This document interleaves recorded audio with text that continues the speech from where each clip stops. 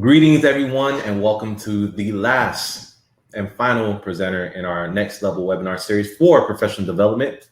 I have Jim Clark with me today. I'm very excited to have him to talk about networking, which is very important to being successful in the professional sphere. Before we get started, as always, we're going to start with a short video to let everyone in, and then once we're finished with the video, we'll get to the housekeeping. See you guys after the video.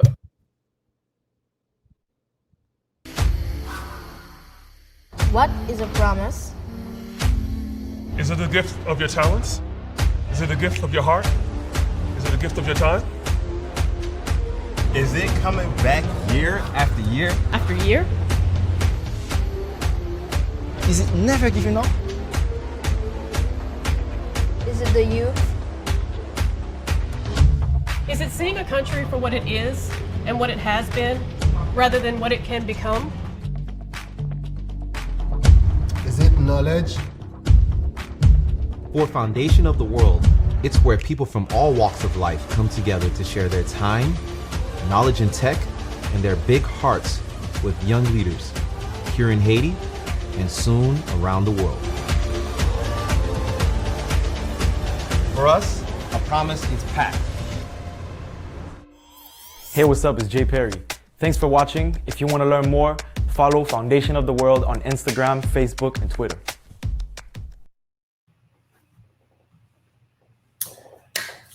And with that, welcome back. So as we always start with the next level webinar series, we have our webinar platform here for you guys to interact with us on. On the right-hand side, you will find the chat button. If you have any questions, comments, concerns, please put them in the chat room and we'll be sure to get to it throughout the presentation.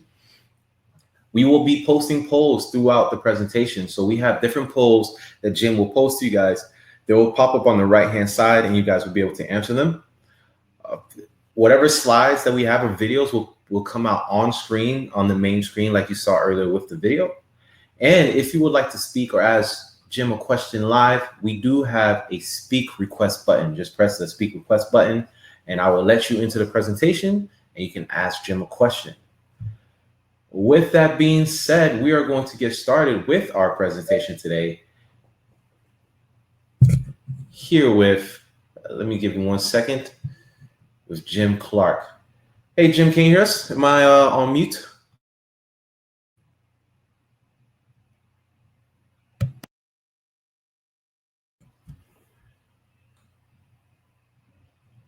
Nope.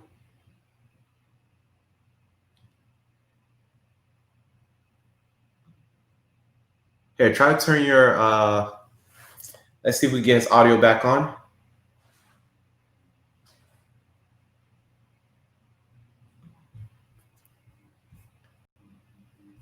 Give us 1 second while we get Jim situated.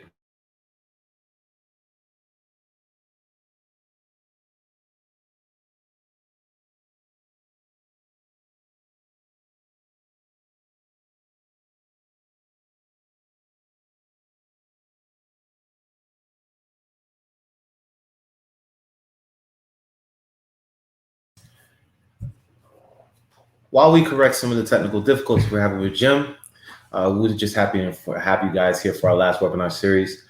The previous webinars that we do have will be online on foundationoftheworld.org for you to check out. That we did have them recorded, so you will be able to go back and watch for the first time or rewatch any of the webinars that we've had in our series.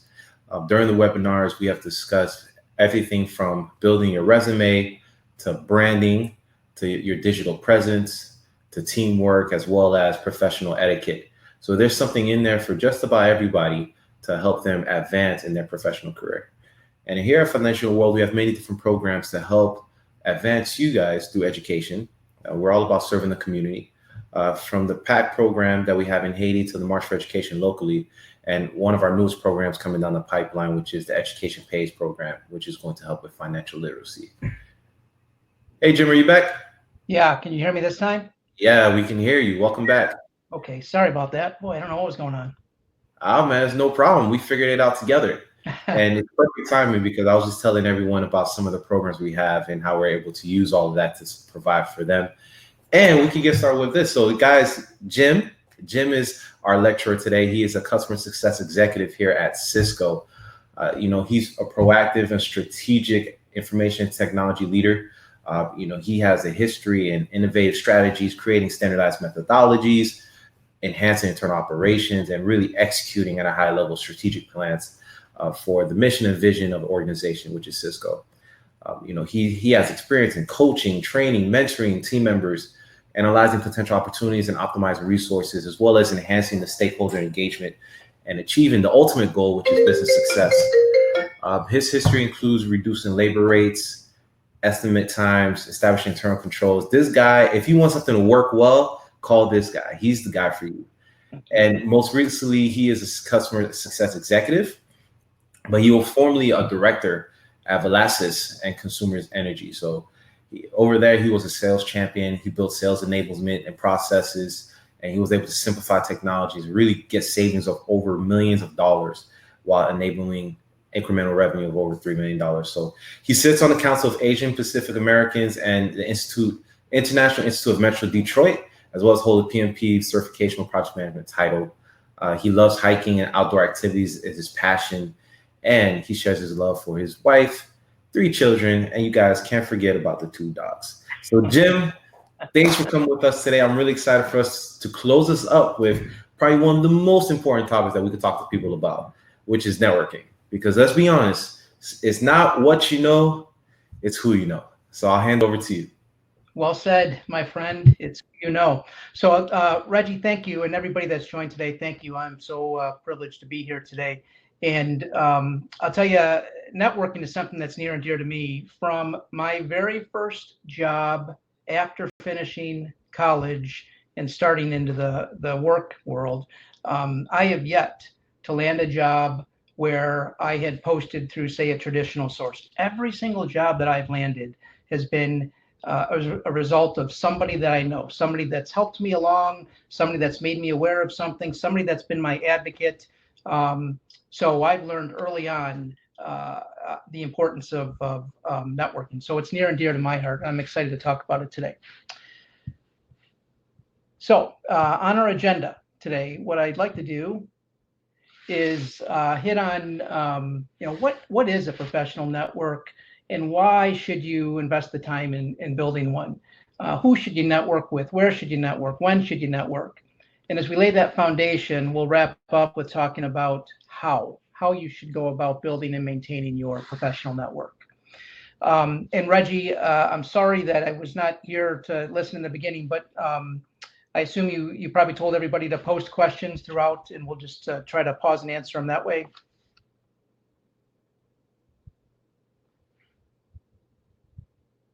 Uh-oh, you can't hear me again? I was on mute.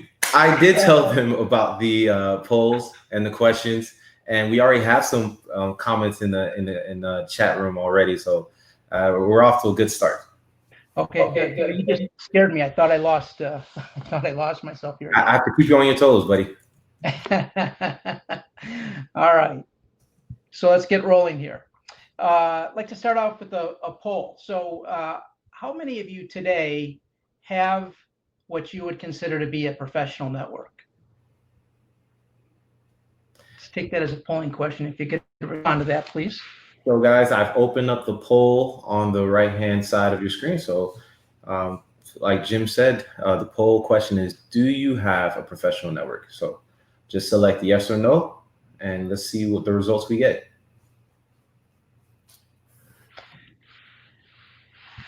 We'll give everybody a moment to answer that question. Looks like they're answering in the right direction, Jim. So good to hear that everybody feels that you have a professional network. For those that haven't yet had the chance to build a network, my hope today is that you'll learn some things that will help you leave here today and build your network. And for those that are already off to a good start, I hope you're able to pick up a few tips here today that will help you expand and maintain your network over time. Okay.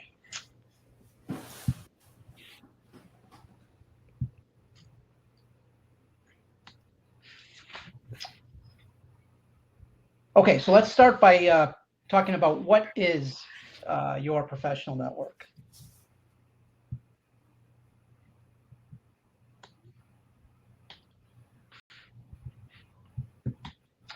You know, in its simplest of form, professional networking is really all about just building strong relationships.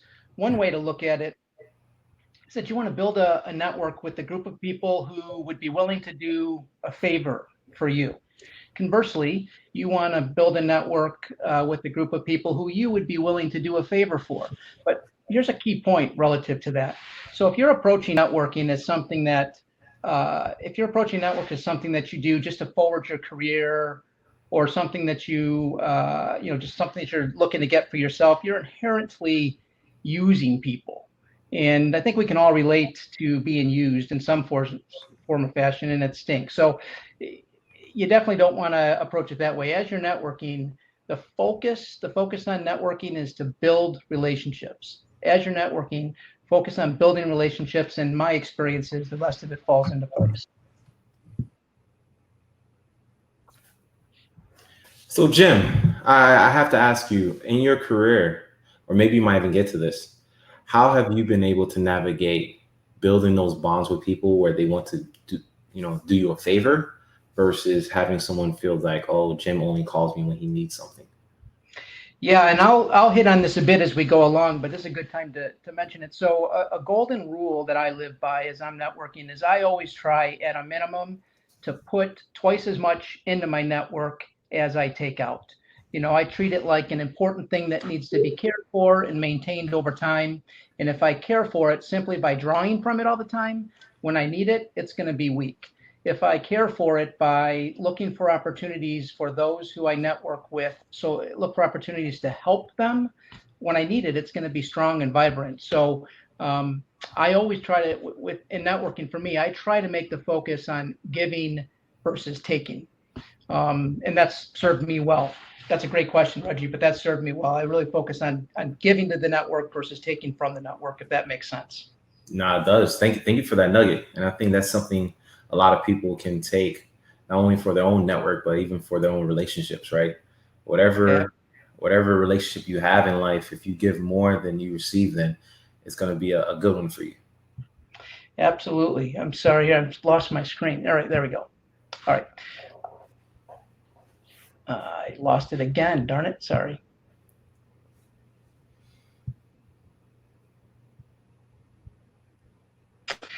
Okay, so when it comes to networking, why spend time doing it? It takes a lot of time. It takes a lot of effort. What's the reason that you want to do it? Well, here's some of the reasons that I think are important from a professional networking perspective. Professional enrichment. So typically you're interfacing with people who are in your chosen profession, who are in your industry. So you have a common bond with that person. And like anything in life, if you're interfacing with people who you have something in common with, it tends to be enriching. The opportunity to help others in your network. Reggie and I were talking about that a moment ago. So to me, that's one of the most fulfilling and enriching parts of a network, is the opportunity to help others. Advancement within your current company. Your network could certainly help you do that. And I think one of the common things that people leverage networking for is to help land their next role when they're in a job search. And your network can certainly help with that. Okay, so let me pose a question to you guys here relative to that topic. The question is, what is the best resource to leverage for building your network for a job search? I'm sorry, what's the best resource to leverage for a job search? Is it a job fair? Is it job posting sites like LinkedIn, Glassdoor, a web search, leveraging a recruiter?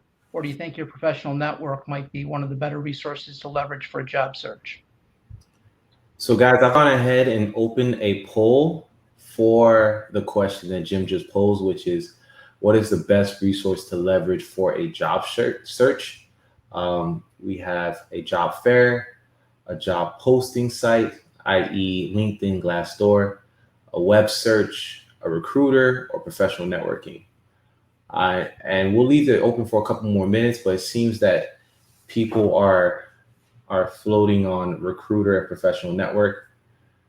I would imagine those are the two most obvious choices, but I think Jim might be able to put you guys on the right path. So, Jim? Thanks, Reggie. So I don't think that there's a bad answer there, but since this is a networking class, you may not be surprised to hear that professional networking, in my experience, is your best resource to leverage when you're looking for a job.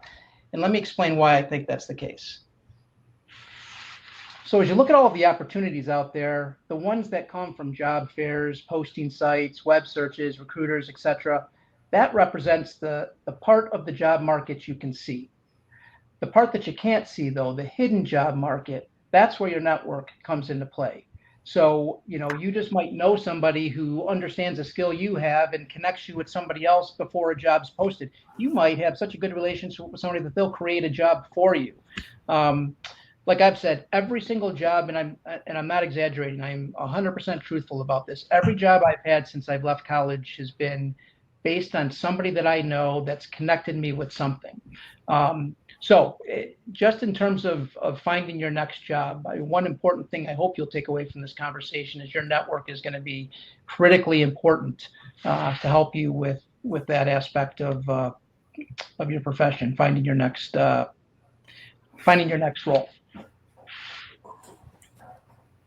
Now, Jim, as you go through, I'm sure you're going to get to this, but I think a question, and I see a question come up, is how do you continuously get those connections to offer you a job? Like, how are you going about creating those opportunities or creating a space for someone to offer you an opportunity?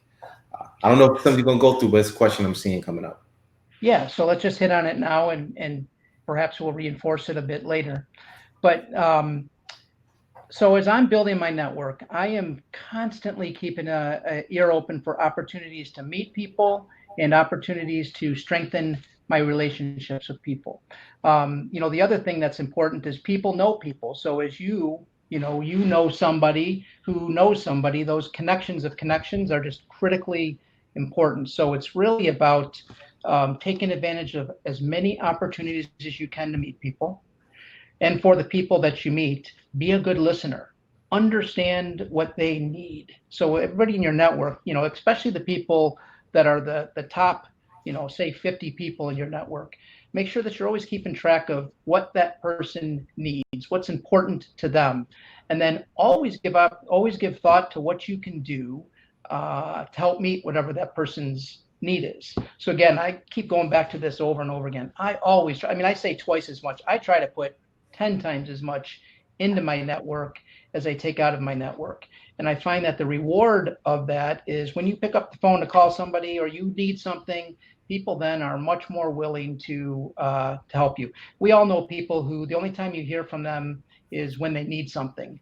And I don't know about you, but after a while that gets a bit tiring. But then you get other people who, when you need something, they're just there. And the second they call you, you very likely will stop what you're doing and do whatever it is you can do to help that person. So that's what I do. And I try to listen, and then I try to follow up and do what I can do to help people in my network. And as you grow through your career, you'll learn more, you'll know more, you'll learn more, you'll know more. And that's a pattern that just kind of repeats itself and builds over time. As time goes on, you'll find you'll be more on the giving side of networking than on the receiving side of networking. When I first started in my career about 23 years ago, when I first started in my career, I was very on the needy side of things. I didn't have a lot to give. I looked for opportunities that I could give. I tried to be helpful. I tried to be a good listener, but I'll admit I took more from my network than I gave in. And over time, I got to a point where I could give as much as I could take. And eventually I got to the point where I spend quite a bit of time investing in my network and giving back to others. But the reward of that is when I do need my network, it's there to help me. That's fair. It's very interesting. Could you maybe something to make it really hit home? Could you give us an example of one of those times where your network produced for you an opportunity, and it was kind of like a culmination of all these actions, like you said, of like giving? Yeah, well, I'll think of something that maybe early on in my career, because I think that everybody on the call today can maybe realize that. So while I was going to college, I worked at an auto parts store. That's what I worked there to put myself through school. And as I was doing that, at the time I didn't call it network. I called it customer service. I called it just being nice to people. But you'd be surprised at how many people come in, you meet them, you talk to them, you develop a relationship, and then the next time they come in, there's just more conversation, more conversation. So there was one guy who I met about a year before, I was going to graduate. And at that time, I was just a kid working in an auto parts store. What did I have to offer other than I tried to bend over backwards every time the guy would come in the store? And I would try to do this for everybody. I just, again, give. You'll get a lot in return if you give. I would just try to find ways that I could be helpful to this person. And we were having a conversation about 2 weeks before I was about to graduate. And he said, "So how's school going? What are you up to?" And I said, "Well, I'm just about ready to finish." And then he, said, "Hey, I work at my very first job was with Electronic Data Systems, which is a company that was purchased by HP. They don't exist anymore. But if you've heard of Ross Perot started Electronic Data Systems. GM purchased Electronic Data Systems, and then eventually GM sold it to HP. But it was that relationship with this gentleman. He said, "Hey, send me your resume." Next thing I know, I got a call. I didn't even get a call from a recruiter. I got a call from the hiring manager that said, "Hey," this guy's name was Jim, coincidentally. "Hey, Jim gave me your resume, told me that you might be somebody that's a good candidate for this job. Why don't you come in and interview?" And as a result of that, nobody else even interviewed for the role. It was that relationship that connected me with the hiring manager, and I ended up getting my very first job from school as a result of that activity. So, as you guys are interfacing with people, be nice, be genuine, be good listeners, look for opportunities to help others. And I think what you'll find is you'll get a lot in return once you do that. I can't follow up with that. I think I'll hand it back to you to take us through the next slide. That's a perfect story. Cool. All right. Well, thanks, Reggie. I appreciate that. Okay. So now, when you think about networking, who should you network with? I'm being a bit funny here, but everyone. I mean, there's really no wrong person to network with, but there certainly are some key people who I find of particular value to network with. So your current colleagues, people that you work with now, people that you go to school with now, talk to them, because they're going to go off and they're going to do things. They have people they know. So your direct connections with them, and then your connections of other people that they know. Past employers, try to always do a good job and leave on good terms. So when you pick up the call to a former employer or a former colleague, you always want to be somebody that once you leave, they would hire back. So that's typically a good source to make connections. And I hit on this a couple of times already, and I can't tell you how important this is, but colleagues of colleagues, a bunch of people, I know a bunch of people. As we interface with each other, we can make those connections for each other. That's really, really valuable. Teachers and professors. And then, you might have put those people on the list, but I will then say, take it to an area that maybe you wouldn't think of in terms of networking. Include people in your family, include your neighbors, include your friends. Basically everyone. There's no bad people. There's no wrong people to network with per se. There are, I think, some valuable roles to try to plug into your network.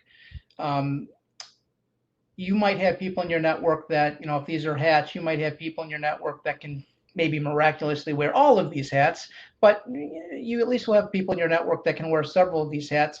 But as you look at your network, look for people with these characteristics, because you'll find from time to time they help you quite a bit. So subject matter experts on something in your profession, something in your industry, when you need help with a subject, having people in your network that are subject matter experts are super, super helpful. Guardian angels. So be, your mentors, your sponsors, your coaches. Those people can be from inside your organization, or they can be outside your organization.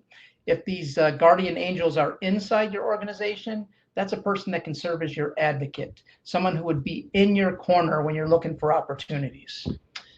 shepherds. So shepherd would be somebody internal to your organization. This is somebody that can guide you within your company or within your school or within whatever organization it is that you're talking about. This could be somebody senior to you. It could also be somebody junior to you, but it's somebody that knows how to navigate the organization. They know the formal and the informal influencers. A change agent.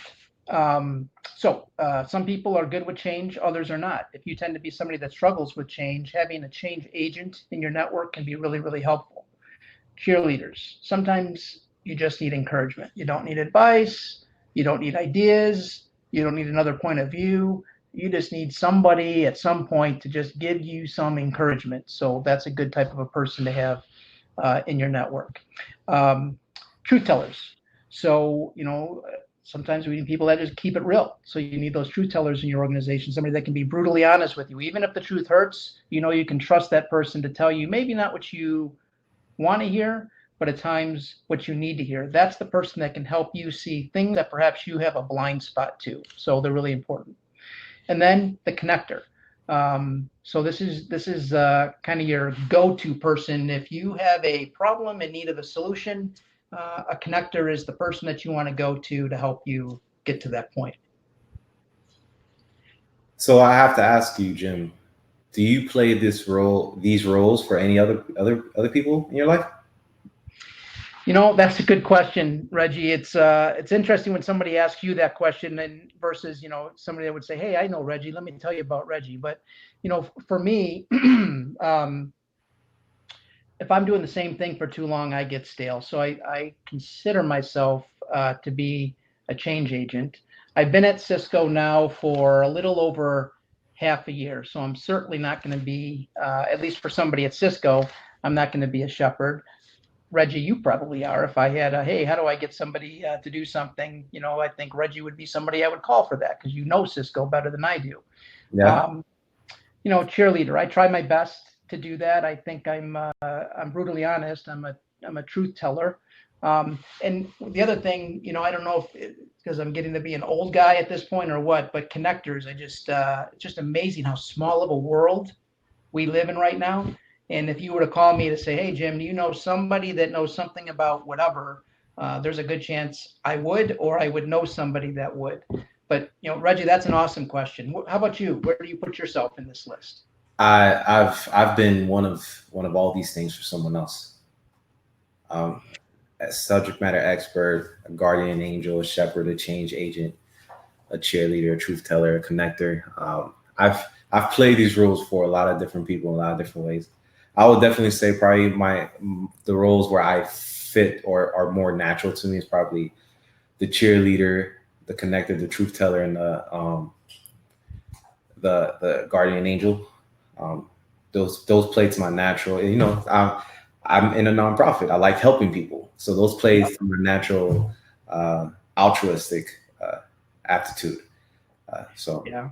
But it's exciting because I think a lot of people don't think through their network in this way. They might just think, I just need this guy or this person or this person. And then I'm thinking about, what do you have all the pieces to cultivate you? Because the network is worthless if it's not enhancing you. Your network starts with you. And I love how you categorize these roles because they're all about different ways you can enhance yourself. And it's not even one directional. Like each one of these can feed back and forth, but it starts with you.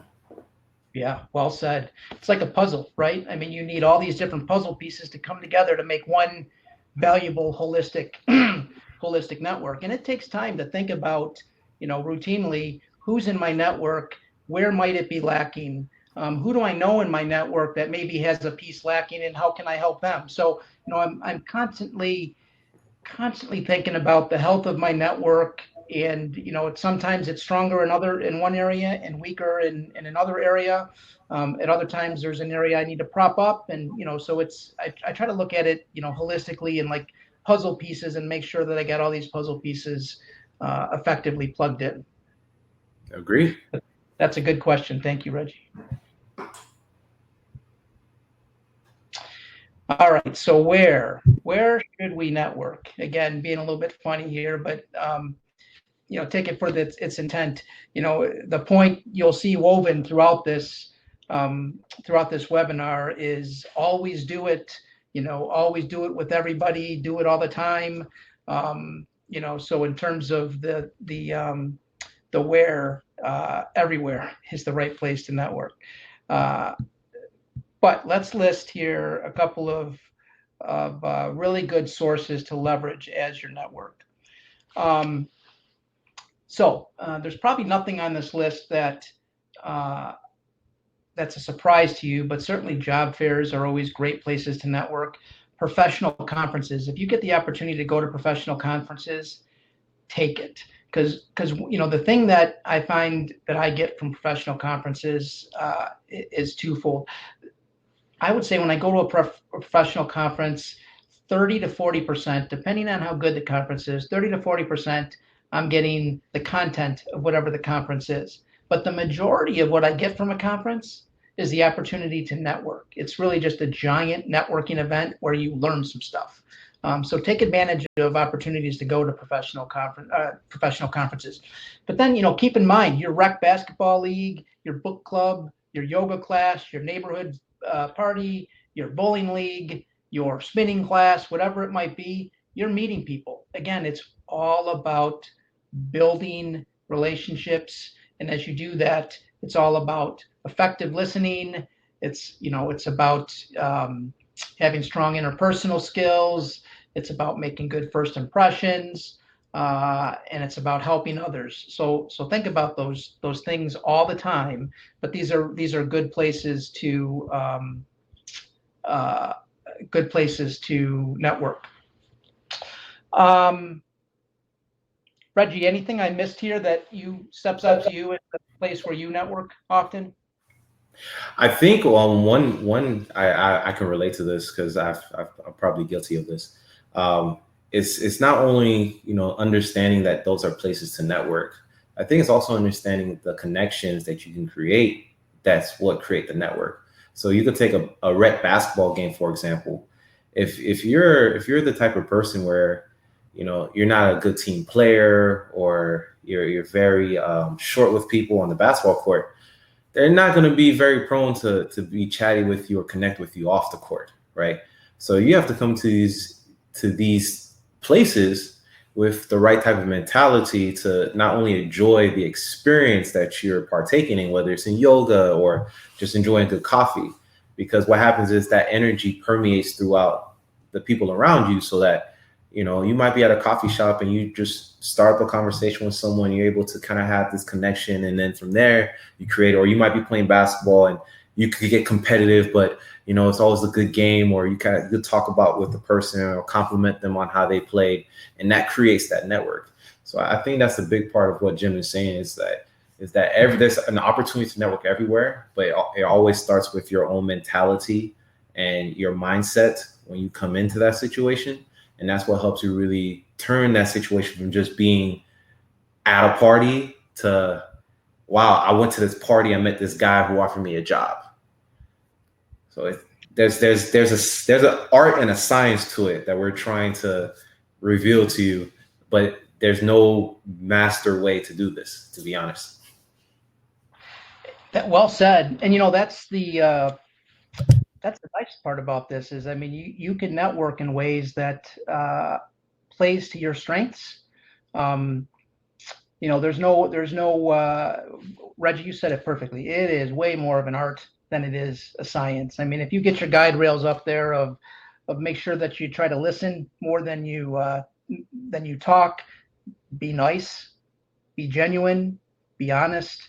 If you just follow those guide rails, and then the rest of it is fluid. You can, network with anybody. You can network anywhere. You can network anytime. But Reggie, I love the way you described it. It's an art more than a science, for sure. There's this saying in the South. I've lived in the South my entire life, from growing up in Miami and then going to school in Atlanta and then starting my career off in Raleigh. But I've heard this many times from the country old folk, which is you have two ears and one mouth, so use them in that order. I think that's a timely phrase that everyone should adhere to. You have 2 ears, one mouth, man. So try to listen twice as often as you're talking to someone, and you'll be surprised what happens. Yeah, I totally agree. That's awesome. You know what? Believe it or not, I don't think I've heard that one before, but I'm sure going to use it. That's very good. Hey, use it. It's a timely Southern saying. It's almost as timely as "bless your heart." I've heard that just as often. I love it.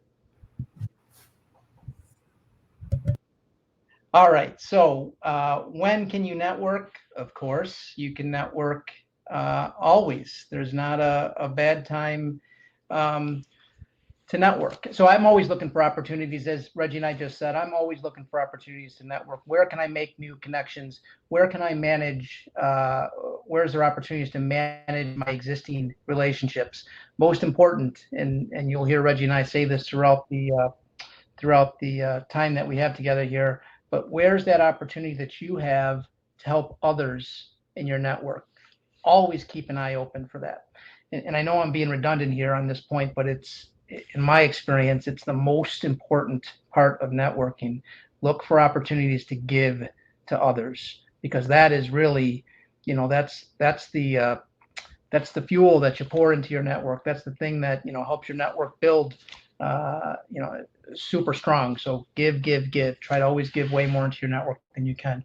But by all means, always network. And as you're always networking, and you're working to build and maintain your network, and as you are early on your path to your career here, build early, build often.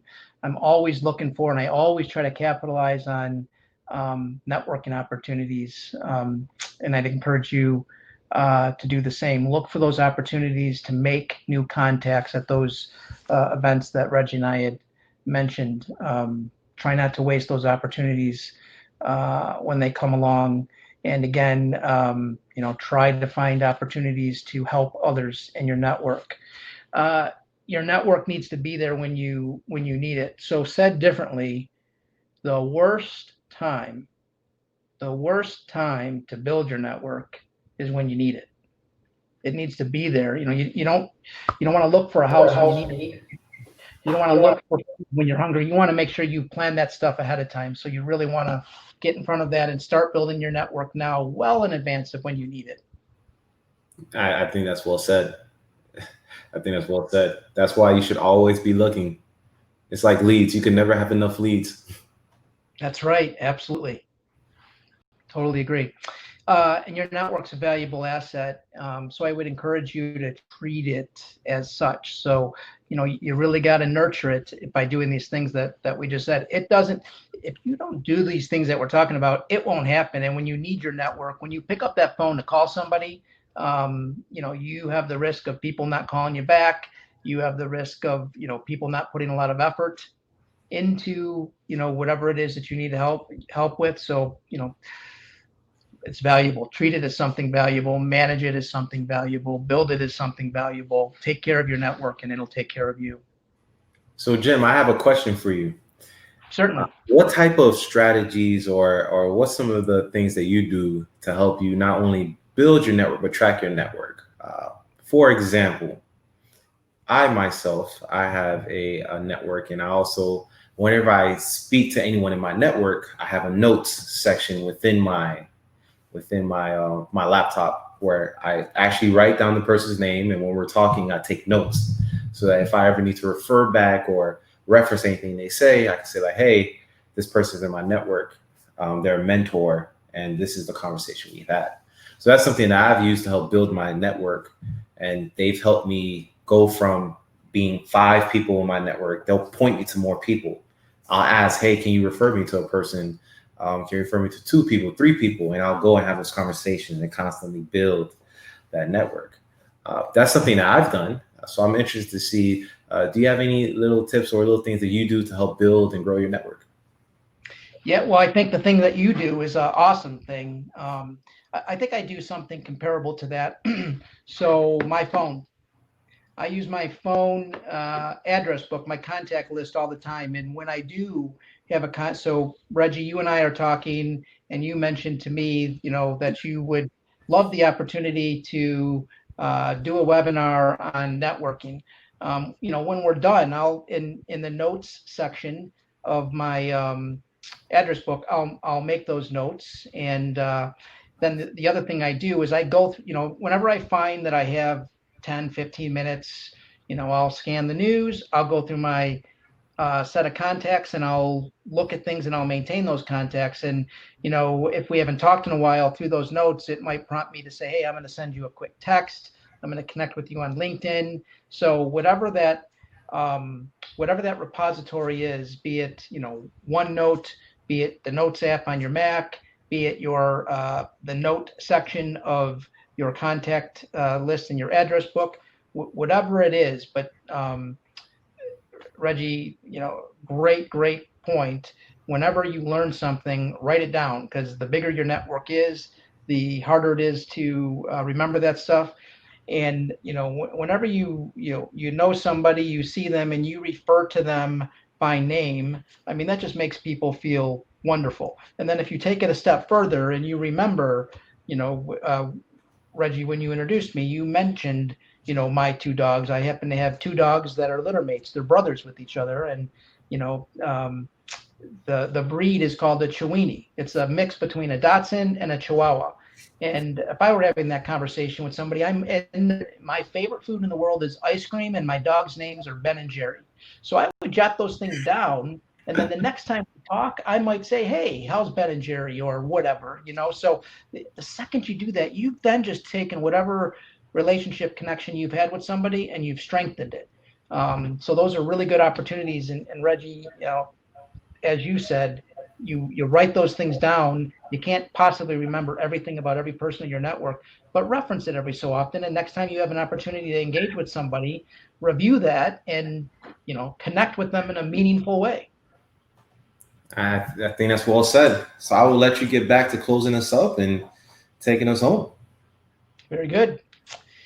Okay, so the last thing, and we hit on some of this, so some of this will be a bit of a review, but now that we've talked about the what, the where, the when, the why, let's talk for a few minutes here on the how. How do I build a professional network? There's no shortage of things to do, and Reggie and I have hit on a lot of those, but just a couple of things that, as I was thinking about talking to you today, a few things that pop out of mind to me. So reach out to the right people, build relationships with people who can help you make your next career move.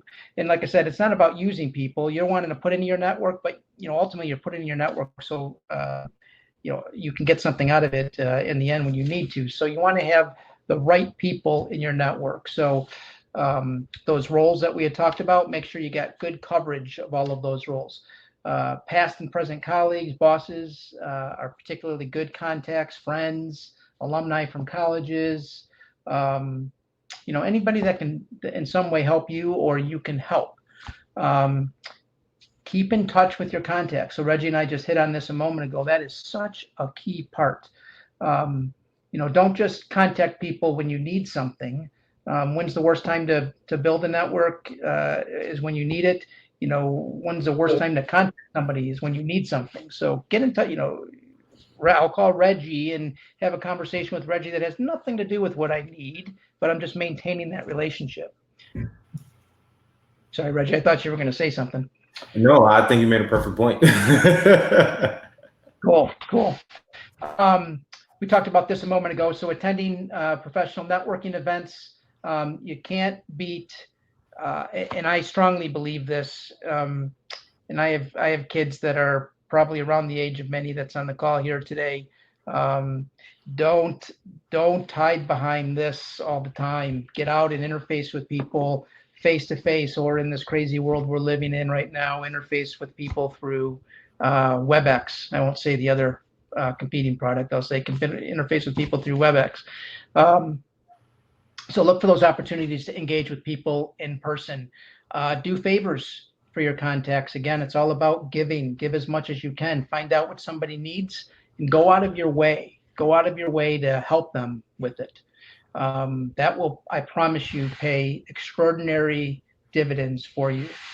And then, of course, in the day and age that we live in today, build your professional network online. Leverage the meetups, leverage the LinkedIn, use those tools because they're very valuable. However, at the same time I say use those tools, please keep in mind that connections are not the same thing as relationships. So online networking tools definitely have an important role to play in networking, but don't use that as your mechanism to build relationships. Use it for its intended purpose, but it isn't relationship building. So connections do not equal relationships is something that I'd suggest that you keep in mind. So the last thing I wanted to mention here before we end is a quote that I love. Zig Ziglar is a business consulting, sales consulting guru, if you will. And the quote is, as you can see, you can get everything in life you want if you will just help enough other people to get what they want. And again, I think that is so true. Give. It's better to give than to receive when it comes into networking. That way, when you do need to receive, you've got a strong network that you can draw from. And that, gang, is what I wanted to share with you today. I don't think there's any better way to close this up. Jim, I think it was tremendous the way how you really helped wrap networking around connections and servant. It's like a servant leadership mentality of giving to people, and by giving to people, you will receive tenfold what you deserve back, and that's a great way to build your network. What we can do right now before we close up, we can definitely have some questions posed to you. I think one of the ways you said, do you have any tips or tricks on how to start conversations or to create those connections? I'm nervous. I'm pretty nervous, or an introvert. I'm trying to figure out a way to be a better networker. Yeah. So, if you're at a networking event, you have a shirt that's your favorite shirt. I mean, something that stands out. You'd be surprised at how often somebody might come up and say something to you about a shirt or about, something. Conversely, if you see somebody that has, something interesting on, you can compliment them, on that. The other thing, there's and I wish I would have thought to do this before the meeting, but if you go to Amazon, for those of you that have a Kindle or an e-reader, there's a really good book on networking for introverts, which, by the way, I happen to be an introvert myself, so I have empathy for it. But there's a really good book on networking for introverts. If you search that, networking and introverts, you'll find this book. And I've scanned that book in the past, and it's got some pretty good tactics. But again, I find look for something to open up a conversation with, and then listen as much as you can. And if you're, as somebody who's introverted, I can't tell you that my very first conversation with somebody is going to be my deepest conversation with somebody, but strike up that relationship, meet somebody. The next time you might talk a little bit more, the next time you might talk a little bit more, and then you get to the point where you know them, you're comfortable with them, so that awkwardness or that fear that you might have when you're first meeting somebody doesn't exist. So, perhaps small doses instead of putting too much expectations on yourself from the start. And as you're talking with people, again, just do your best to be genuine, be a good listener, be a nice person. Those things go such a long way. So those are kind of things that jump to mind for me. I have another question, and it's really about online networking. How do you network online when there's so many LinkedIn requests that are just connections? Yeah. So when LinkedIn first started, I'd get connections from anybody and everybody, and I would just accept those connections. A couple years ago, I went through and kind of cleaned out, groomed, maintained my LinkedIn list, and I made sure that everybody that was in there had a reason to be in there. I knew the person. What you'll find with LinkedIn a lot of time, and it seems to be getting better now, but anybody that wants to sell something will connect with you in LinkedIn and, hey, be my connection. And then the next, especially as you advance in your career and, you get into a leadership role and you've got some decision-making responsibility, you'll find everybody in the world wants to connect with you. And the reason they want to connect with you is to sell you something. So I've started to be more selective and deliberate with the people that are in my network. If I can't build a relationship with that person, then they probably shouldn't be in my network. So I try to be, I have probably 500 people in my LinkedIn network right now. And it used to be more, but I can tell you something about each of those 500 people. I know something about each of those 500 people. It's not somebody that just sent me a request and I have no idea who they are and I accepted it. So, try to leverage those same things that we had talked about with networking in your online environment. Just don't accept to accept. And that was our last question. I think we've been answering so many questions throughout that's really helped people capture the essence of our conversation. But Jim, any parting words for our group of learners today? Well, again, I'll hit the point I hit on throughout this: give more than you take. And I personally just want to give you all a big thank you. This is the first webinar I've ever done, and I enjoyed preparing for it, and I'm honored that you've taken some of your valuable time this evening to hear what I have to say. So my biggest parting word is thank you. Thank you for taking the time to do this evening. I truly appreciate it.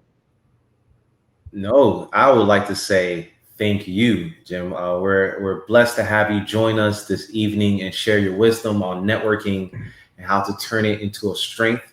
We're blessed for you to share your experience with us and how you've been able to leverage all those experience to helping others, and how that message of helping others is what you can take from this conversation that we've had to build your network and to grow as well. So again, many things from us here at Foundation of the World, and I'm sure our attendees today, I'm more than happy to say that they've learned a lot, and they're already saying you did a great job. Thank you, Jim. So you're getting mad kudos from the group already. And with that, I would like to close this up. This is our last webinar in the professional development webinar series. This webinar is being recorded and will be posted on the Foundation of the World website at www.foundationoftheworld.org. So if you would like to replay it, if you would like to take some notes on things Jim said, that'll be your opportunity to do so. And we'll be sure to share his presentation as well. So I would like to thank everyone for joining us for this webinar series. It's been an absolute blast. It's our first ever webinar series here at Foundation of the World, and we think it went well. We hope to bring you more in the future. So please, we'll be sending a survey next week about the webinar series. So we'll love your feedback. We'll love to know about different topics you want to learn about in the future. And for all we know, we might be able to even bring Jim back if you guys would have him. So guys, thank you for having us here at Foundation World to share our knowledge with you. We hope you have a wonderful evening. And as I always say, until next time. Thank you.